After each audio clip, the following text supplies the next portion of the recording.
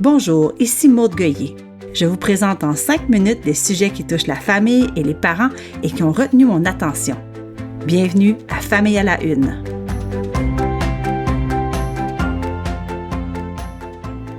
Ces derniers jours, un joueur du Canadien de Montréal a beaucoup fait parler de lui, le gardien de but Jakub Dobeš. C'est un joueur de hockey talentueux, très talentueux même. Mais ce n'est pas pour ça que j'ai envie de vous parler de lui, c'est pas à cause de ses performances. J'ai eu envie de vous en parler à cause de 2 moments précis. Le premier, c'était il y a quelques semaines. Après une défaite, il a pleuré devant les médias. Imaginez. Rapidement, certaines personnes l'ont jugé. On a parlé de faiblesse, de vulnérabilité, comme si un homme, surtout dans un sport comme le hockey, ne devait jamais montrer ça. Puis, il y a eu un autre moment tout récent. À la suite d'une belle victoire au Centre Bell, la foule s'est mise à crier son nom et elle lui a fait une longue ovation. Ce qui m'a frappé, c'est sa réaction. Au lieu de crier plus fort que tout le monde, au lieu de jouer au héros, Dobeš a tout simplement accueilli le moment. Il regardait les gradins, il souriait, il semblait ému, reconnaissant, comme s'il absorbait tranquillement ce qui lui arrivait. Et honnêtement, je trouve ça beau. Je trouve que ce jeune homme-là nous donne une grande leçon, une leçon qui dépasse le hockey. Parce qu'on va se le dire, encore aujourd'hui, beaucoup de petits garçons grandissent avec toutes sortes de messages.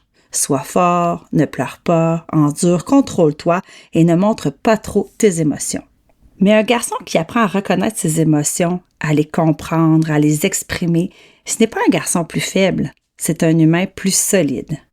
Et c'est ça qui me frappe chez Jakub Dobeš. Dans un milieu qu'on associe encore beaucoup à la performance, à la dureté, à la masculinité traditionnelle, il semble être capable d'être lui-même, sensible, vrai, calme. Vous ne trouvez pas qu'on manque encore beaucoup de modèles masculins qui vont dans ce sens-là? Des modèles qui montrent qu'on peut être fort et sensible, compétitif et doux, ambitieux et vulnérable. Comme parents, surtout quand on élève des petits garçons, je pense qu'on a avantage à réfléchir à ça et surtout en parler. Est-ce que vos enfants ont des récréations à l'école? Combien?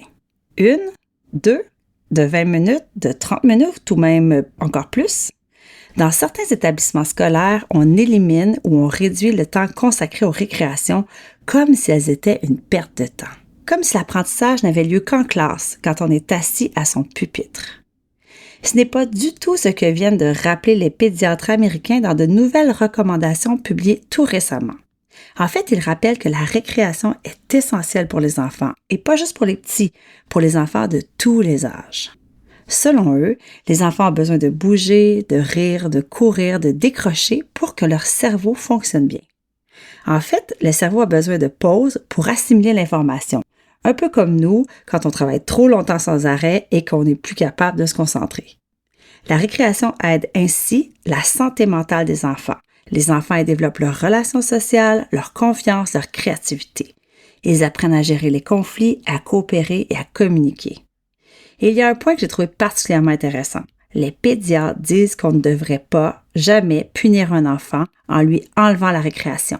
Parce que souvent, les enfants qui bougent beaucoup, ceux qui dérangent ou qui ont un peu plus de difficultés sont justement ceux qui ont le plus besoin de cette pause-là. Au fond, les enfants ne sont pas faits pour rester assis pendant des heures et honnêtement, nous non plus.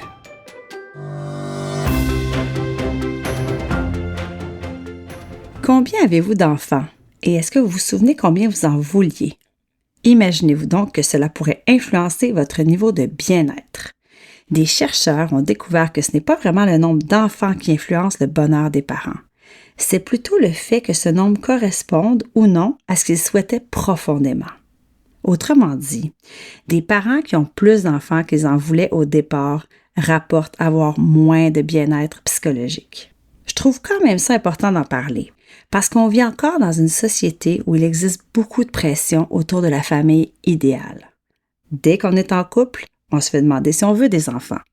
Si on en a un, on se fait demander à quand le deuxième. C'est minimum 2, on dirait. 3, encore mieux.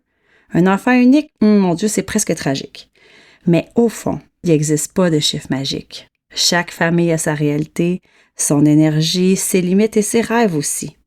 Peut-être qu'on gagnerait à se faire un peu plus confiance. avoir des enfants, c'est pas une compétition. Ce n'est pas une question d'image parfaite à atteindre. C'est une histoire profondément personnelle. Bon, ça doit faire plus de 5 minutes que je vous parle. Faut que je me sauve. Merci d'avoir été là et à bientôt.